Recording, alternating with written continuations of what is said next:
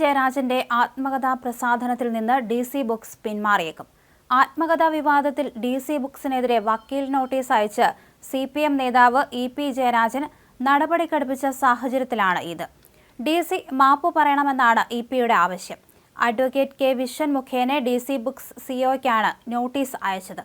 നവീൻ ബാബുവിന്റെ ആത്മഹത്യാ കേസിൽ കണ്ണൂർ മുൻ ജില്ലാ പഞ്ചായത്ത് അധ്യക്ഷ PP ദിവ്യയ്ക്ക് വേണ്ടി കോടതിയിൽ ഹാജരായതും വിശ്വൻ വക്കീലാണ്. വിശ്വൻ വക്കീലിന്റെ വാദങ്ങളാണ് PP ദിവ്യയ്ക്ക് ജാമ്യം ഉറപ്പാക്കിയത്. ജയരാജന് വേണ്ടി വിശ്വൻ വക്കീൽ DCക്ക് അയച്ച വക്കീൽ നോട്ടീസിൽ ഗുരുതര പരാമർശങ്ങളാണുള്ളത്. ഉപതെരഞ്ഞെടുപ്പ് ദിവസം ആത്മകഥയുടെ ഭാഗങ്ങൾ എന്ന് പറഞ്ഞ് പുറത്തുവിട്ടത് DC ബുക്സ് ആണ്. തന്റെ കക്ഷിയുടെ ആത്മകഥ പൂർത്തിയായിട്ടില്ല. ദുഷ്ടലാഖോടുകൂടി ഉപതെരഞ്ഞെടുപ്പ് ദിവസം തന്നെ പ്രചരിപ്പിച്ചു. സമൂഹമധ്യത്തിൽ തന്റെ കക്ഷിയെ തേജോവധം ചെയ്യണമെന്ന ഉദ്ദേശത്തോടെയാണിത്. ഉപതെരഞ്ഞെടുപ്പിൽ രാഷ്ട്രീയ എതിരാളികൾക്ക് പ്രചരണായുധം നൽകുന്നതിന് വേണ്ടിയാണിത്. അതിനാൽ വക്കീൽ നോട്ടീസ് കിട്ടിയാൽ ഉടനെ DC ബുക്സ് പുറത്തുവിട്ട എല്ലാ പോസ്റ്റുകളും ആത്മകഥ എന്നുള്ള ഭാഗങ്ങളും പിൻവലിച്ച് മാപ്പ് പറയണം. അല്ലെങ്കിൽ സിവിൽ, ക്രിമിനൽ നിയമ നടപടികൾ സ്വീകരിക്കും എന്നാണ് നോട്ടീസിൽ പറയുന്നത്.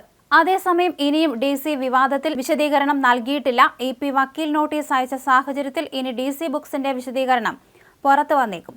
കേരളത്തിലെ ഏറ്റവും പ്രൊഫഷണലായ പുസ്തക പ്രസാധകരാണ് വിവാദത്തിൽ കുടുങ്ങുന്നത്. സംഭവത്തിൽ EP ജയരാജൻ നേരത്തെ DGPക്ക് പരാതി നൽകിയിരുന്നു.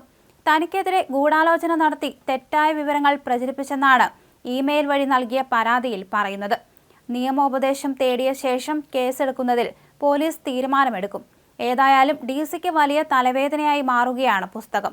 EP ജയരാജൻ എഴുതിയതെന്ന് DC ബുക്സ് അവകാശപ്പെട്ട കട്ടൻ ചായയും പരിപ്പുവടയും എന്ന പുസ്തകം പ്രസിദ്ധീകരിക്കുന്നത് നീട്ടിവച്ചതായി പ്രസാധകർ അറിയിച്ചിരുന്നു. ബുധനാഴ്ച രാവിലെയാണ് EP-യുടെ ആത്മകഥാ വിവാദം പുറത്തു വന്നത്.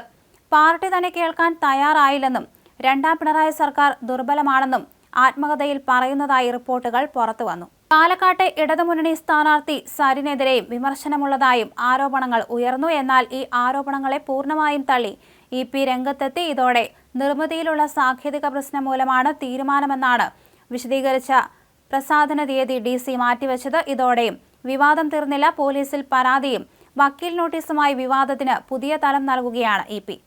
ആത്മകഥയുടെ മറവിൽ വ്യാജരേഖകൾ ഉണ്ടാക്കിയെന്നും തെറ്റായ പ്രചരണം നടത്തിയെന്നും DGPക്ക് നൽകിയ പരാതിയിൽ പറയുന്നു. ആത്മകഥ ഇതുവരെ എഴുതി കഴിയുകയോ പ്രസിദ്ധീകരിക്കാൻ ആരെയും ചുമതലപ്പെടുത്തുകയോ ചെയ്തിട്ടില്ലെന്നും പരാതിയിൽ വിശദീകരിക്കുന്നുണ്ട്. എന്തായാലും DC ബുക്സ് ഇതിനൊരു വിശദീകരണം ഉടൻ തന്നെ നൽകും എന്നാണ് സൂചന. അതുകൊണ്ട് തന്നെ EP-യുടെ ബുക്ക് ഇനി DC ബുക്സ് പ്രസിദ്ധീകരിക്കാനും സാധ്യതയില്ല.